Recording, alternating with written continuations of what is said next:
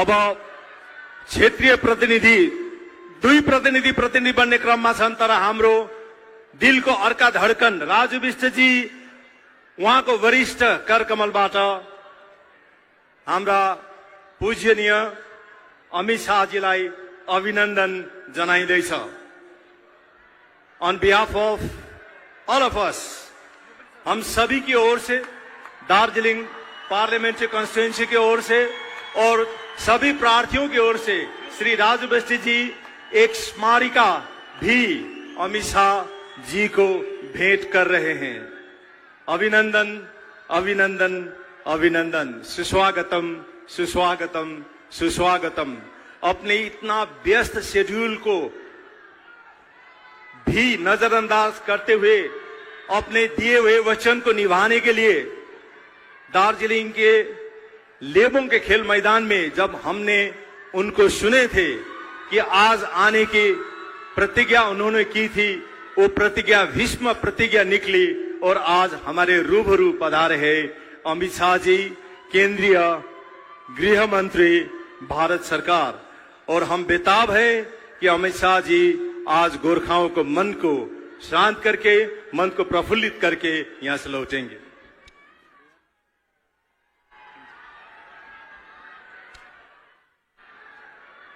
गृह मंत्री महोदय अमित शाह जी ले गत लेबोङ खेल मैदानमा उहाँको अनुपस्थितिको निम्ति खेद प्रकट गर्दै हामीलाई वचन दिनुभएको थियो कि आज सुकना खेल मैदानमा उहाँको गरिमामय उपस्थिति हुनेछ। हामी एकचोटि करतल ध्वनिले उहाँको यस पुण्य धरतीको पुण्य कदम, यो पुण्य धरतीमा जो कदम छ, तपाईहरु ताली बजाउनमा किन कन्जुसी गर्नु हुँदैछ? गोर्खा त सम्मान जनाउनुमा सधैँ अग्रज रहेको इतिहास छ। यसर्थ एकचोटि यो अभिनन्दन केवल हाम्रा अभिभावक अमित शाहजीको निम्ति।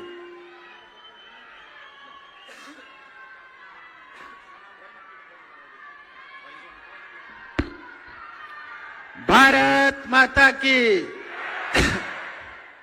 भारत माता की। सम्पूर्णलाई न्यानो अभिवादन जनाउन चाहन्छु।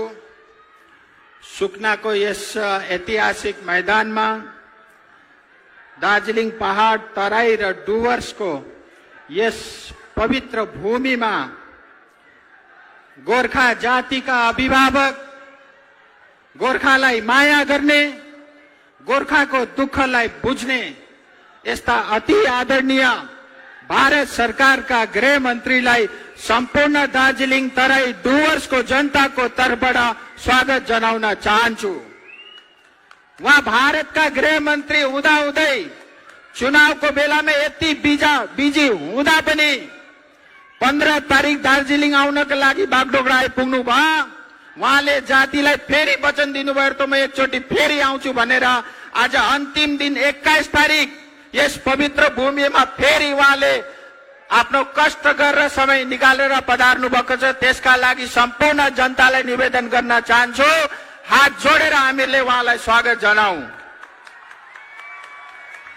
र मञ्चमा उपस्थित सम्पूर्ण एलायन्स पार्टीका नेतृत्वगण, विमल दाजु, मन घिसिङ दाजु लगायत सम्पूर्ण क्यान्डिडेट भारतीय जनता पार्टीका नेतृत्वगण र सम्पूर्ण जनतालाई, जति पनि गोर्खा समाजका विभिन्न संघ संस्थाका दाजुभाइ दिदीबहिनीहरू यहाँ उपस्थित हुनुहुन्छ, सम्पूर्णलाई पनि स्वागत अभिनन्दन जनाउन चाहन्छु। यो 2026 गोर्खा जातिका लागि अवसर हो। 2026 परिवर्तनको साल हो। 2026 मा टीएमसीलाई हटाएर पश्चिम बंगाल बचाउने यो साल हो। पहाडदेखि जीटीएलाई हटाएर पहाड बचाउने 2026 को यो साल हो। किनभने जीटीए समाधान होइन, जीटीए समस्या हो, गोर्खा जातिका लागि समस्या हो, रुकावट हो। र आफ्नो स्वाभिमान फिर्ता गर्नका लागि म सम्पूर्ण जनतालाई आह्वान गर्न चाहन्छु। अहिले सुबन शहीद भएका दाजुभाइ दिदीबहिनीहरूले न्याय पाएका छैनन्। शहीदको सपनालाई पूरा गर्ने 2026 को साल हो। म आह्वान गर्न चाहन्छु 2026 मा भोट भन्ने मोदीजीलाई, 2026 मा भोट भन्ने कमल फूललाई, 2026 में भोट बने गोर्खा जाति को स्वाभिमानलाई। जय हिंद, जय भारत। र म सोझै भारत का यशस्वी गृह मंत्री, गोर्खा जाति का अभिभावक, म उहाँलाई निवेदन गर्न चाहन्छु मञ्चमा आएर सम्पूर्ण दार्जिलिङ तराई र डुवर्सको जनतालाई सम्बोधित गरिदिनु भनेर। जय हिन्द।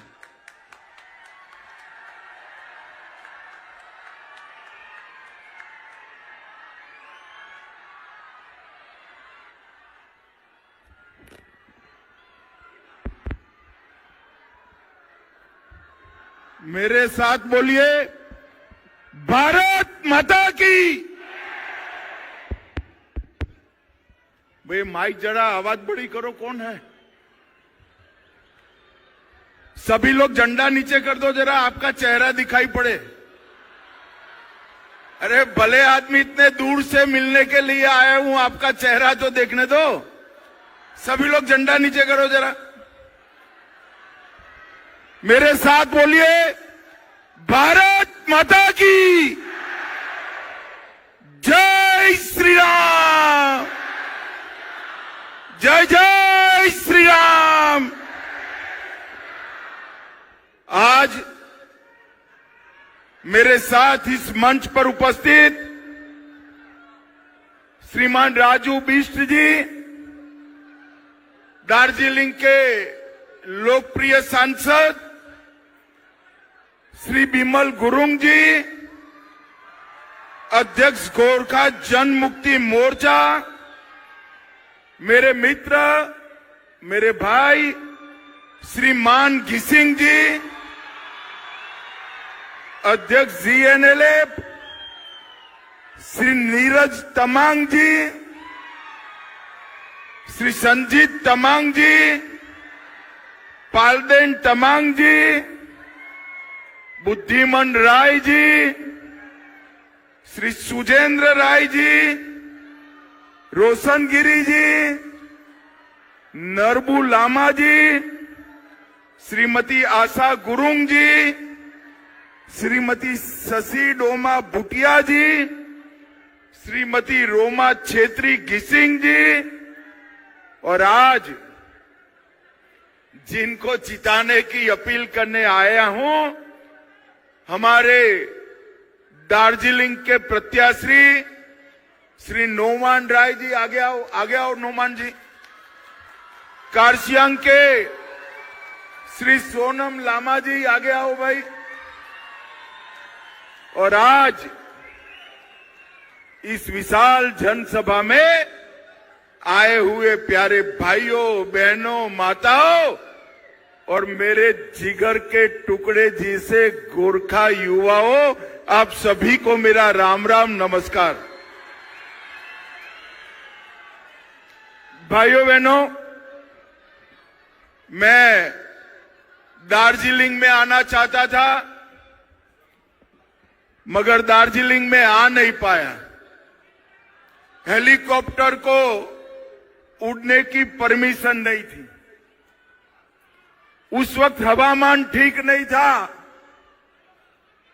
तब मैंने वीडियो कॉन्फ्रेंस पर कहा था मैं 21 तारीख को जरूर आऊंगा और आप सबके मिलकर ही मैं दिल्ली वापस जाऊंगा। और आज मैं आप सबको मिलने के लिए आया हूं। बाकी सारी बातें तो मैं बाद में करूंगा, मगर पूरे बंगाल में घूमता आज अंतिम दिन पहाड़ पर आया हूं। मैं आपको बताना चाहता हूं, इस बार बंगाल में भारतीय जनता पार्टी की सरकार बनने जा रही है।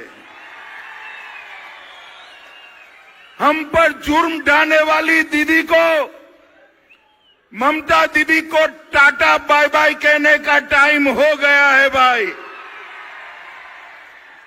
और मैं आज ढेर सारी उत्तर बंग, दार्जिलिंग और सिलीगुड़ी के लिए बात करूंगा, मगर सबसे पहले एक बात करने आया हूं। कि बंगाल की सरकार भाजपा की बनते ही 6 माह में हर गोरखा के मुंह पर संतोष वाली हंसी हो, ऐसा समाधान हम निकाल लेंगे।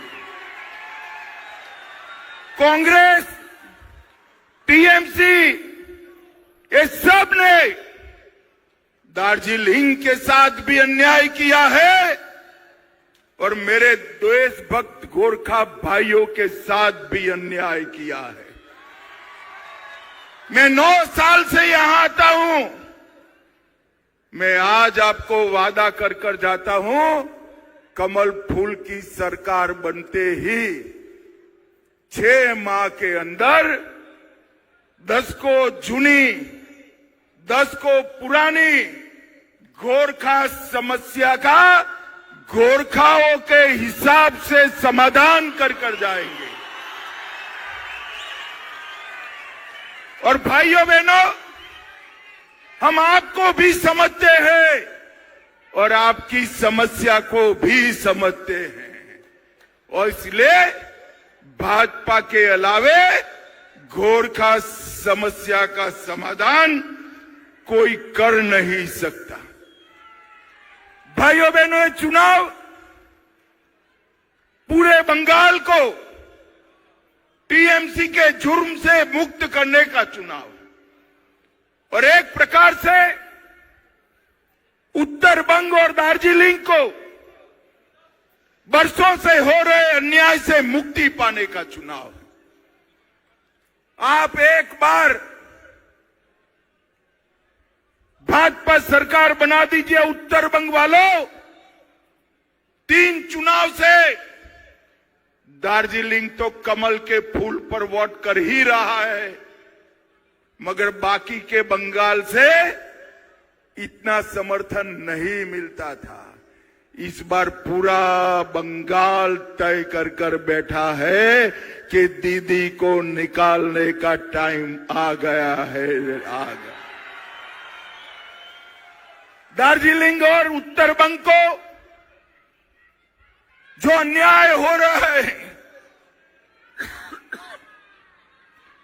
वो अन्याय का सारा समाधान भारतीय जनता पार्टी करेगी। ये चुनाव जो है, ये हमारे 2 एमएलए को प्रत्याशी को एमएलए बनाने का नहीं है। ये चुनाव दार्जिलिंग की पहाड़ियों से लेकर गंगा सागर तक और गंगा सागर से लेकर बंगाल के कैपिटल कोलकाता तक हमारी माताओं बहनों को सुरक्षित करने का चुनाव। भाइयों बहनों, ममता के राज में ढेर सारी माताओं बहनों पर अत्याचार हुआ। संदेश खाली की घटनाओं ने पूरे बंगाल को शर्मसार किया है और मैं आज बताना चाहता हूं कि माटीगढ़ा की वो निर्दोष बालिका हो, बागडोगरा के पास चाय बागान में आदिवासी महिला के साथ उत्पीड़न हुआ हो, दुर्गापुर मेडिकल कॉलेज का बलात्कार, साउथ कलकत्ता लॉ कॉलेज का बलात्कार, आरजी कार मेडिकल कॉलेज का बलात्कार, हर बलात्कारी को चून चून कर जेल की सलाखों के पीछे डालने का काम भारतीय जनता पार्टी का। भाइयों बहनों, मैं जब यहां आया हूं तब जनजाति विकास के लिए, आदिवासियों के लिए, पहाड़ के लिए और उत्तर बंग के लिए सबके मिलाकर ममता सरकार का बजट है 2000 करोड़, सिर्फ 2000 करोड़। जोर से बोलिए तो कितना है भाई? और जोर से बोलो कितना है?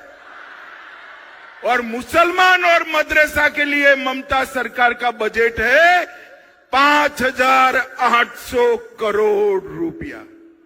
एक और पूरा पहाड़ सभी गोरखा, सभी ट्राइबल, पूरा उत्तर बंग 2000 करोड़ रुपया और मुसलमानों के लिए 5800 करोड़ रुपया।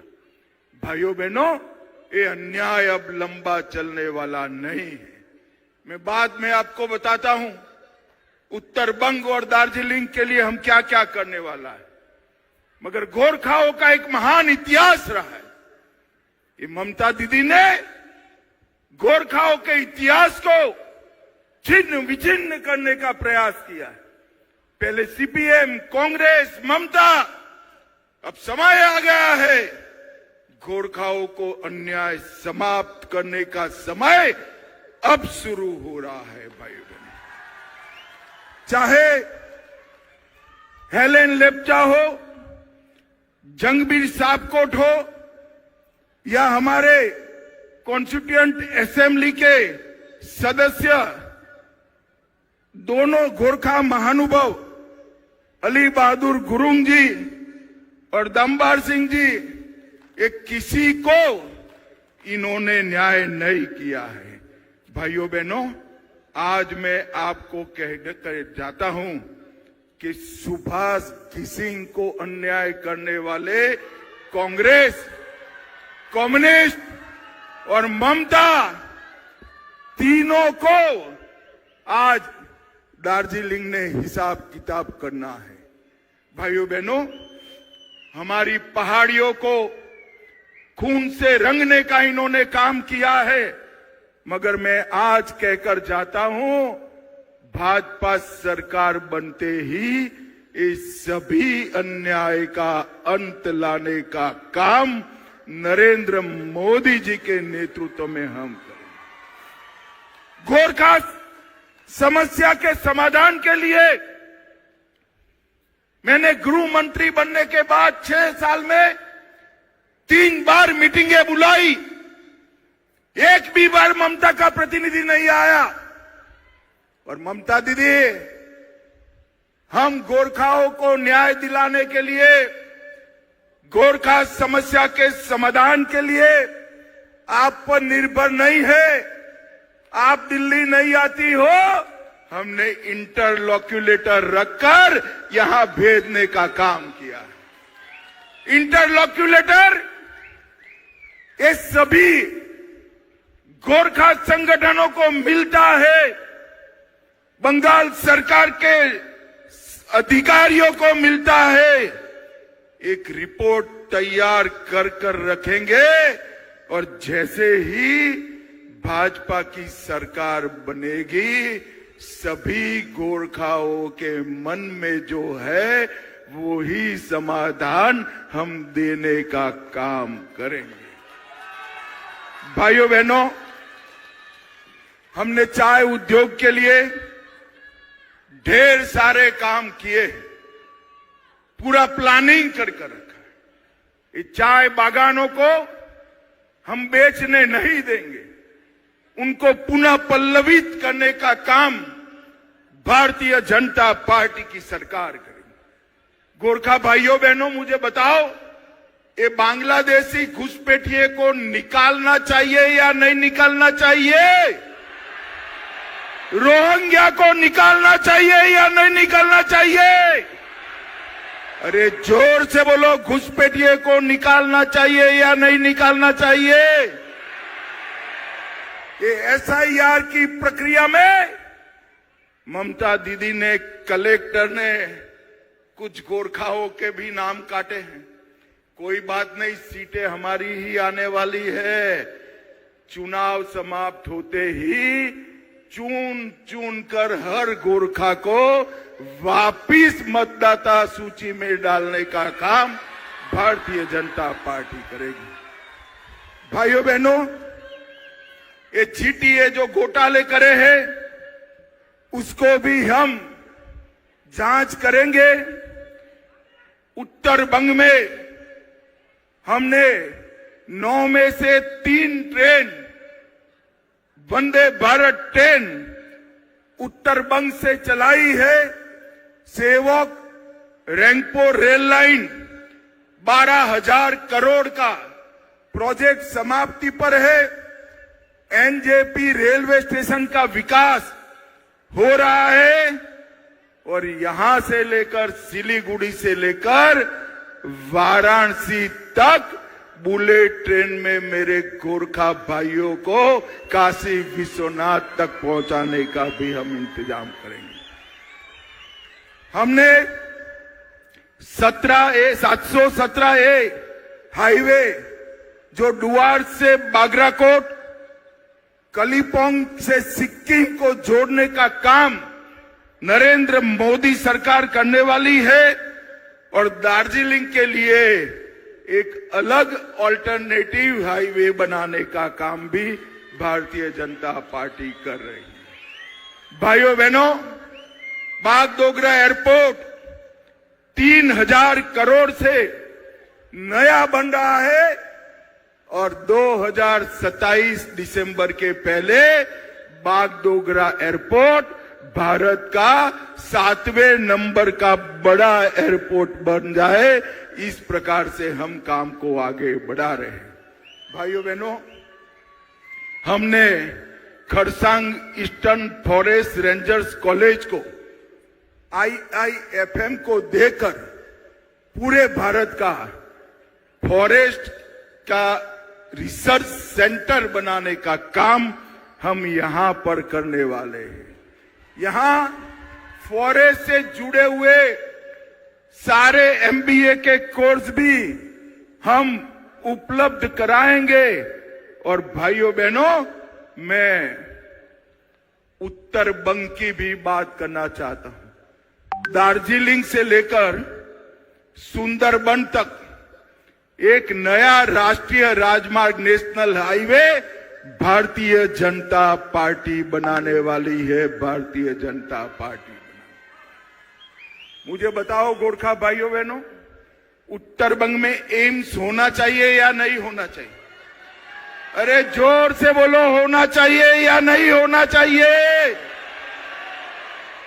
भाजपा सरकार बनते ही उत्तर बंगाल में एक अलग एम्स बनाने का काम भारतीय जनता पार्टी करेगी। एक 500 बेड का समर्पित कैंसर अस्पताल हम उत्तर बंगाल में बनाएंगे। उत्तर बंगाल में IIT, IIM स्थापित करने का काम करेंगे और एक स्पोर्ट्स यूनिवर्सिटी गोरखा युवाओं के लिए स्पोर्ट्स यूनिवर्सिटी भी उत्तर बंगाल में बनाने का काम करेंगे। भाइयों बहनों, एक ट्राइबल यूनिवर्सिटी भी बनने जा रही है। दार्जिलिंग को हम प्रमुख इको एडवेंचर और हेरिटेज टूरिज्म का एक प्रमुख केंद्र भारत का बनाने वाले हैं। हम एक एक घुसपैठिए को उत्तर बंग से चुन चुन कर निकालने का काम भारतीय जनता पार्टी करेगी। भाइयों बहनों, उत्तर बंगाल में 4 नए इंडस्ट्रियल टाउन बनाने का हम काम करेंगे और सारे सरकारी कर्मचारियों को 45 दिन में 7th पे कमीशन का फायदा देने का काम भी भारतीय जनता पार्टी करेगी। भाइयों बहनों, पहाड़ समेत पूरे बंगाल की माताओं बहनों को हर महीने 1 से 5 तारीख में 3000 रुपया इनके बैंक अकाउंट में जमा करा देंगे। जो बेरोजगार युवा है, उनको जब तक रोजगारी नहीं मिलती है, बेरोजगार युवाओं को भी 3000 रुपया उनके बैंक अकाउंट में डालने का काम करेंगे। चाय बागान के अंदर स्कूल बनाना, चाय बागान के श्रमिकों को अपने भूमि का मालिक बनाना, घर का पट्टा देना और चाय बागान का मजदूरी का मूल्य 2 साल में 500 रुपये से ज्यादा करने का काम भारतीय जनता पार्टी करेगी। सारी बहनों को 33% आरक्षण देंगे और दीदी लोग आए हैं, गोरखा बहनें आई हैं, 5 तारीख से किसी को बस में टिकट लेने की जरूरत नहीं है, आपका पर्यटन फ्री हो जाएगा। 5 लाख तक का सबका इलाज आयुष्मान भारत योजना के तहत हम फ्री ऑफ कॉस्ट करेंगे। विधवाओं, वरिष्ठ नागरिक और दिव्यांग जन को 2000 रुपया हर महीने करेंगे और जूट मिलों को भी हम सजीवन करने का काम भारतीय जनता पार्टी करेगी। और भाइयों बहनों, सबसे बड़ी बात है, सिंडिकेट परेशान कर रही है या नहीं कर रही है, जरा बताओ तो भाई। ममता के गुंडों का त्रास है या नहीं है? अरे जोर से बोलो, है या नहीं है? है ना? आप चिंता मत करो, सारे गुंडे कान खोलकर सुन ले। 5 तारीख के बाद किसी भी नागरिक को परेशान किया तो उल्टा लटका कर सीधा करने का काम। और भाइयों बहनों, 23 तारीख को डरना मत। और मैं ममता के गुंडों को भी कहना चाहता हूं, अगर अपनी खैर मनानी है तो 23 तारीख को पहाड़ वालों को हाथ मत लगाना, वरना 4 तारीख के बाद जेल की सलाखों के पीछे होंगे। जेल की सलाख। भाइयों बहनों, ये ममता दीदी एक अफवाह फैला रही है कि अभी जो जन कल्याण की योजनाएं चली है वो भारतीय जनता पार्टी बंद कर देगी। मैं आज कहकर जाता हूं, एक भी जन कल्याण की योजना बंद नहीं होगी। इसके साथ साथ ये सारी योजना लागू करने का काम भारतीय जनता पार्टी करेगी, एक भी योजना बंद। और भाइयों बहनों, अंतिम बात, हमारे गोरखा भाइयों पर सैकड़ों हजारों गलत केस करे हैं। आप मेरे पर भरोसा करना, 4 मई को परिणाम आएगा, 5 मई को सरकार बनेगी। 31 जुलाई के पहले सारे गोरखा भाइयों पर से सभी केस बंगाल सरकार वापिस ले लेगी। सभी पर केस कर गोरखा आंदोलन को दबाया है। ये सारे केस भारतीय जनता पार्टी की सरकार विड्रॉ करेगी और आपको आंदोलन न करना पड़े, ऐसा समाधान भी हम लेकर आएंगे। समाधान भी। मुझे बताओ भाइयों बहनों, पहाड़ की 3 सीटें और तराई में जहां जहां मेरा गोरखा भाई बहन वोटर है, कमल के निशान पर बटन दबाएंगे क्या? अरे ऐसे नहीं, ममता को सुनाई पड़ना चाहिए। दबाएंगे क्या? भरत छेत्री जी भी यहां पर आए नहीं है, मगर हमारे कली पोंग के कैंडिडेट है। भरत छेत्री को भी जिताना है। जोर से ताली बजाइए जरा। भाइयों बहनों, हर गोरखा भाई बहन इस बार हम पर अन्याय करने वालों के खिलाफ नरेंद्र मोदी के नेतृत्व में भारतीय जनता पार्टी की सरकार बनाने के लिए कटिबद्ध हो जाए। 5 साल पुरानी गोरखा समस्या का समाधान केवल और केवल भारतीय जनता पार्टी कर सकती है और कोई।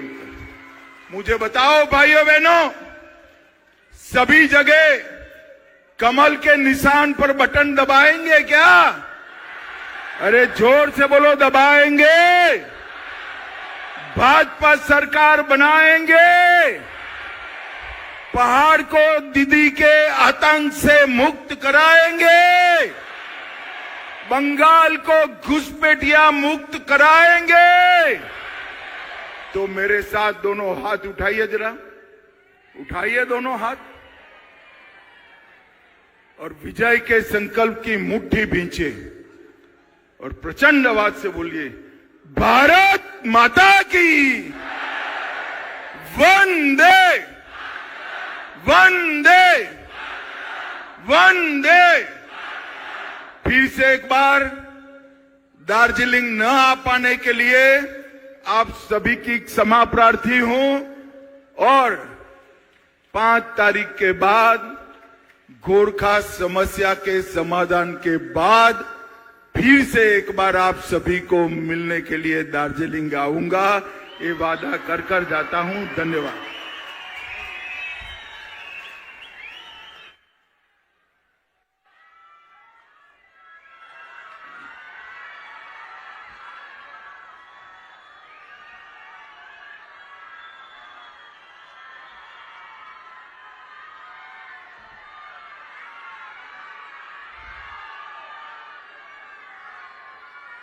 माननीय गृह मंत्री महोदय अमित शाहज्यूलाई साष्टांग दण्डवत सहित साष्टांग प्रणाम सहित